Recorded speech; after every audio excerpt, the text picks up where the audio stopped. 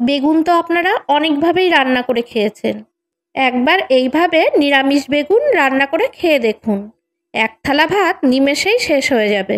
এই রেসিপিটা বানাতে বেশি কিছু মশলার প্রয়োজন হয় না। ঘরোয়া মশলা দিয়ে এই রেসিপিটা বানিয়ে নিতে পারবেন। রেসিপিটি বানানোর জন্য আমি এখানে 3টে বড় সাইজের বেগুন লম্বাভাবে কেটে নিয়েছি। আমি ঠিক এই সাইজের বেগুন নিয়েছি আর লম্বালম্বি বরাবর বোটা শুদ্ধ কেটে নিয়েছি। এই রেসিপিটা বানাতে সবকটা একই সাইজের কচি বেগুন লাগবে বোটা সমেত।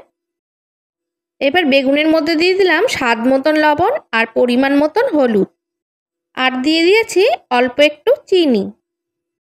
এবার সব কিছু ভালো করে বেগুনের গায়ে মাখিয়ে নেব।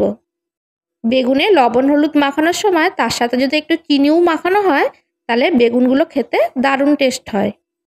বেগুনে লবণ হলুদ মাখানো হয়ে গেছে। এবার এদিকে একটা মশলা রেডি করে নেব। মিক্সির বাটিতে দিয়ে দিলাম 3 চামচ পোস্ত। এবার পোস্তটা শুকনো গুঁড়ো করে নেব। শুকনো অবস্থায় পোস্তটা যদি এইভাবে গুঁড়ো করে নেওয়া হয় তাহলে পোস্তটা খুব সুন্দর মিহি পেস্ট হয়। এবার পোস্তর মধ্যে দিয়ে দেব সর্ষে। এখানে 1 চামচ কালো সর্ষে নিয়েছি আর 1 চামচ হলুদ সর্ষে। তার মধ্যে দিয়ে দিয়েছি 4-5টা কাঁচা লঙ্কা, আর দিয়েছি সামান্য পরিমাণ লবণ আর 1 চামচ সর্ষের তেল আর সামান্য জল। এইভাবে সর্ষে বাটলে সর্ষেটা আর তিতো হবে না। এটা পেস্ট করে নেব। বেগুনগুলো ভাজার জন্য গ্যাসের চুলায় প্যান বসিয়ে দিয়েছি। এখানে 3 টেবিল চামচ সর্ষের তেল দিয়ে দিয়েছি। তেলটা গরম হয়ে গেছে। এবার এক একটা করে বেগুনগুলো দিয়ে দেব। তোমরা বেগুনগুলো ভাজার সময় খোসার দিকটা তলার দিকে দেবে, নয়তো বেগুনের ভেতরটা ফেটে বেরিয়ে আসবে, তখন আর খেতে ভালো লাগবে না। বেগুনের এক পাশ ভাজা হয়ে গেছে। এবার উল্টে দেব। বেগুন ভাজার সময় ওপর দিয়ে ঢাকনি চাপা দেওয়ার কোনো দরকার নেই, এমনিই বেগুনগুলো খুব সুন্দর নরম হবে। তোমরা এইভাবে একবার বেগুন ভাজা খেয়ে দেখবে। বেগুন ভাজাগুলোও খেতে খুব সুন্দর টেস্ট লাগে। আমি জানি এইভাবে অনেকেই বেগুন ভাজা খায়, তবু যারা এইভাবে বেগুন ভাজা খাওনি একবার হলেও এইভাবে বেগুন ভাজা খেয়ে দেখো।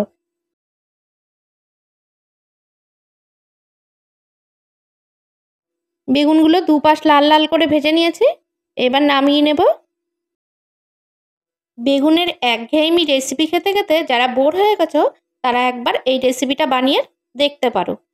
100% গ্যারান্টি দিয়ে বলছি, এই রেসিপিটা খেতে এতটাই টেস্ট হয় যে তোমরা একবার খেলে এই রেসিপিটা বারবার এই রেসিপিটাই বানাবে। বাকি বেগুনগুলোও একই তেলে ভেজে নেব। সবকটা বেগুন ভেজে নিয়েছি। এবার বেগুনগুলো রান্নার জন্য আলাদা একটা বড় প্যান নিয়েছি। এবার বেগুন ভাজার যে তেলটা ছিল সেই তেলটা এই প্যানের মধ্যে দিয়ে দিয়েছি। এর সাথে দিয়ে দিলাম 1 টেবিল চামচ সর্ষের তেল।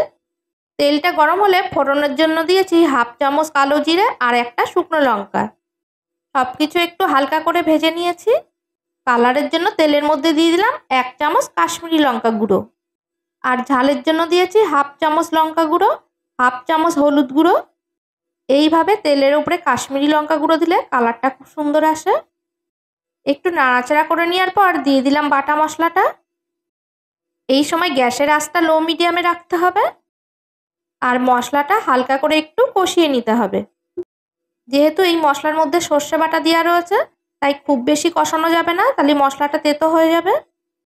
তারপর দিয়ে দিলাম মশলার বাটি ধোয়া সামান্য একটু জল। তারপর সব কিছু নাড়াচাড়া করার পর দিয়ে দেব স্বাদ মতন লবণ।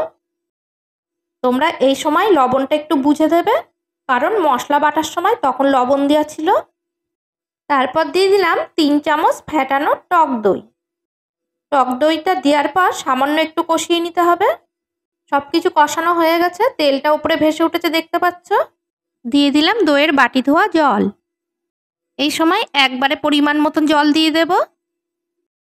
জলটা তোমরা বুঝেই দেবে, কারণ গ্রেভিটা গায়ে মাখো মাখো হবে। সুন্দর একটা সেন্টের জন্য এখানে দিয়ে দিলাম 3টে কাঁচা লঙ্কা। তারপর দিয়ে দিলাম 1 চামচ চিনি। এবার গ্রেভিটা 2 মিনিট ভালো করে ফুটিয়ে নিতে হবে। 2 মিনিট ফুটিয়ে নেওয়ার পর দিয়ে দিলাম বেগুন ভাজাগুলো।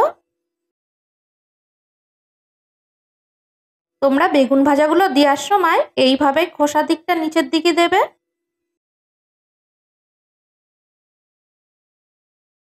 সবকটা বেগুন ভাজাগুলো দিয়ে দিয়েছি। এবার একটা চামচ দিয়ে গ্রেভিগুলো বেগুনের ওপরে এইভাবে দিয়ে দিতে হবে।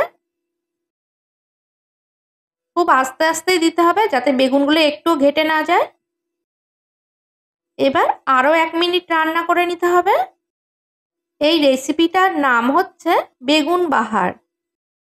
রান্নাটা হয়ে গেছে, এবার ওপর দিয়ে 1 মুঠো ধনেপাতা কুচি দিয়ে দেব। গ্রেভিটা দেখলেই বুঝতে পারছো ঠিক এরকম পর্যায়ে রাখতে হবে। এবার বেগুন বাহারটা নামিয়ে নেব। এবার বেগুনগুলো তোমাদের সাজিয়ে দেখাচ্ছি, দেখো কত সুন্দর দেখতে লাগছে। বন্ধুরা, রেসিপিটা যদি ভালো লাগে তাহলে ভিডিওতে একটা লাইক করে দিও আর কমেন্ট বক্সে সুন্দর একটা কমেন্ট করে যেও।